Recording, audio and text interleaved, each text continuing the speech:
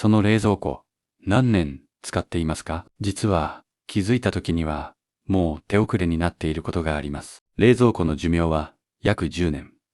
背面のコンプレッサーやコイルの劣化は外から見えません。ある日突然壊れると、中の食材も全滅します。でも早めに対処すれば話は別です。定期的な掃除と点検で寿命を大幅に伸ばせます。古い冷蔵庫は新しいものより電気代が年間5000円以上高くなることも気づいてからでは遅いんです。今すぐ冷蔵庫の状態を確認してください。